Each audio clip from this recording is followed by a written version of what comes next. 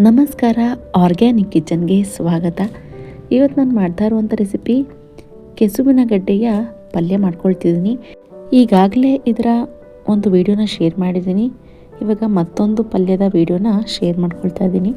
ಬನ್ನಿ ಹೇಗೆ ಮಾಡೋದು ಅಂಥೇಳಿ ನೋಡೋಣ. ನಾನು ಮೊದಲಿಗೆ ಈ ಕೆಸುವಿನ ಗಡ್ಡೆ ಅಥವಾ ಕೆಸವೆ ದಂಟು ಅಂತಲೂ ಸಹ ಕರೀತಾರೆ ಇದನ್ನು ನೀಟಾಗಿ ವಾಶ್ ಮಾಡಿ, ಇದು ಬೇಯಲಿಕ್ಕಾಗುವಷ್ಟು ನೀರು ಹಾಕಿ, ಸ್ವಲ್ಪ ಉಪ್ಪು ಹಾಕ್ಕೊಂಡು ಒಂದು ಅರ್ಧ ಸ್ಪೂನ್ ಆಗುವಷ್ಟು ಅರಿಶಿನ ಹಾಕಿ ಒಂದು ವಿಷಲ್ ಆಗುವಷ್ಟು ಇದನ್ನು ಕೂಗಿಸ್ಕೊಳ್ಬೇಕು. ಜಾಸ್ತಿ ವಿಷಲ್ ಮಾಡಿಸ್ಕೊಳ್ಳೋಕೆ ಹೋಗಬಾರ್ದು, ಮೆತ್ತಗಾದರೆ ಪಲ್ಯ ಅಷ್ಟು ಚೆನ್ನಾಗಿ ಆಗೋದಿಲ್ಲ. ಇವಾಗ ಒಂದು ವಿಷಲ್ ಆಗಿದೆ. ಇವಾಗ ಇದರ ಸಿಪ್ಪೆನ ಬಿಡಿಸ್ಕೊಳ್ಬೇಕು. ನಾನು ಇದರ ಮತ್ತೊಂದು ವಿಡಿಯೋ ಸಹ ಮಾಡಿದ್ದೀನಿ, ಅದು ಬೇರೆ ಥರ ಇದೆ ಪಲ್ಯ. ಯಾರೆಲ್ಲ ನೋಡಿಲ್ವೋ ಈ ವಿಡಿಯೋಕ್ಕೊಂದರಲ್ಲಿ ಲಿಂಕ್ ಹಾಕಿರ್ತೀನಿ, ಒಂದು ಸಾರಿ ವಿಡಿಯೋನ ಚೆಕ್ ಮಾಡ್ಕೊಳ್ಳಿ. ಈ ಕೆಸವೆ ದಂಟು ಆರೋಗ್ಯಕ್ಕೆ ತುಂಬಾ ಒಳ್ಳೆಯದು. ಇದನ್ನು ಎಲ್ಲಾದರೂ ಸಿಕ್ಕಿದ್ರೆ ಒಂದು ಸಾರಿ ತೊಗೊಂಡು ಬಂದು ಈ ರೆಸಿಪಿನ ಟ್ರೈ ಮಾಡಿ. ಇದು ನಮ್ಮ ಹಾರ್ಟ್ ಹೆಲ್ತಿಗೆ, ಹಾಗೆಯೇ ವೆಯ್ಟ್ ಲಾಸ್ ಮಾಡ್ತೀನಿ ಅನ್ನೋರಿಗೂ ಸಹ ಈ ಕೆಸವೆ ದಂಟನ್ನು ಉಪಯೋಗಿಸ್ಕೊಳ್ಬೋದು.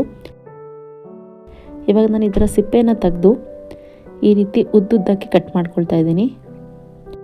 ಈ ಪಲ್ಯದಲ್ಲಿ ನಾನು ಶುಂಠಿ, ಬೆಳ್ಳುಳ್ಳಿ, ಈರುಳ್ಳಿ, ಟೊಮ್ಯಾಟೊ ಯಾವುದನ್ನು ಬಳಸ್ತೇನೆ, ಮೊಸರು ಬಳಸಿ ಈ ಪಲ್ಯನ ಮಾಡ್ಕೊಳ್ತಾ ಇದ್ದೀನಿ. ತುಂಬಾ ಟೇಸ್ಟಿಯಾಗಿ ಡಿಫ್ರೆಂಟಾಗಿರುತ್ತೆ ಅಂತಲೇ ಹೇಳ್ಬೋದು. ಯಾವಾಗಲೂ ಮಾಮೂಲಿ ತರಕಾರಿಗಳನ್ನ ತಿಂದು ಬೋರ್ ಆಗಿರುತ್ತೆ. ಆವಾಗ ಇಂಥ ಒಂದು ಡಿಫ್ರೆಂಟಾಗಿರುವಂಥ ವೆಜಿಟೇಬಲ್ಸ್ನ ತೊಗೊಂಡ್ಬಂದು ತಿನ್ನೋದ್ರಿಂದ ಚೆನ್ನಾಗಿರುತ್ತೆ ಟೇಸ್ಟು ಸಹ. ನಾನ್ ವೆಜ್ ಯಾರೆಲ್ಲ ತಿನ್ನಲ್ವೋ ಈ ರೀತಿ ಡಿಫ್ರೆಂಟಾಗಿ ತೊಗೊಂಡು ಬಂದು ಮಾಡ್ಕೊಳ್ಳಿ.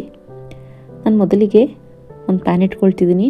ಅದಕ್ಕೆ 3ರಿಂದ 4 ಸ್ಪೂನ್ ಆಗುವಷ್ಟು ಎಣ್ಣೆ, ಅದಕ್ಕೆ 1 ಸ್ಪೂನ್ ಸಾಸಿವೆ, ಜೀರಿಗೆ, ಹಾಗೆಯೇ ಚಿಟಿಕೆ ಅರಿಶಿನ ಹಾಕಿ, ಇವಾಗ ನಾನು ಕಟ್ ಮಾಡ್ಕೊಂಡು ಇಟ್ಕೊಂಡಿರುವಂತಹ ಕೆಸುವಿನ ಗಡ್ಡೆಯನ್ನು ಹಾಕ್ಕೊಳ್ತಾ ಇದ್ದೀನಿ. ಈ ರೀತಿ ಉದ್ದುದ್ದ ಕಟ್ ಮಾಡ್ಕೊಳ್ಳೋದ್ರಿಂದ ಚೆನ್ನಾಗಿರುತ್ತೆ, ಹಾಗಾಗಿ ನಾನು ಈ ರೀತಿ ಕಟ್ ಮಾಡ್ಕೊಂಡಿದ್ದೀನಿ.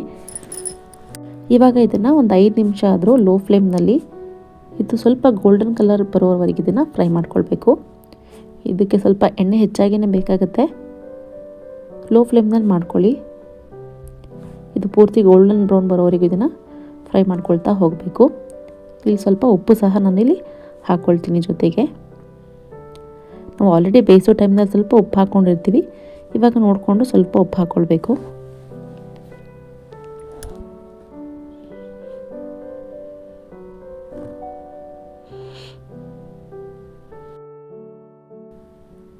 ಒಂದು ಅರ್ಧ ಸ್ಪೂನ್ ಆಗುವಷ್ಟು ಹಾಕ್ಕೊಳ್ತಾ ಇದ್ದೀನಿ. ಒಂದು 3ರಿಂದ 4 ಸಲ ಈ ರೀತಿ ಮಿಕ್ಸ್ ಮಾಡ್ತಾ 5ರಿಂದ 6 ನಿಮಿಷ ಇದನ್ನು ಫ್ರೈ ಮಾಡ್ಕೊಳ್ತಾ ಹೋಗಬೇಕು.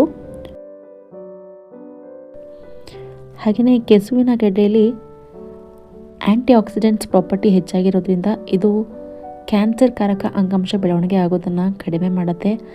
ಹಾಗೆಯೇ ಹಾರ್ಟ್ ಹೆಲ್ದಿಯಾಗಿ ಇಟ್ಕೊಳ್ಳಿಕ್ಕೂ ಸಹ ಹೆಲ್ಪ್ ಮಾಡುತ್ತೆ.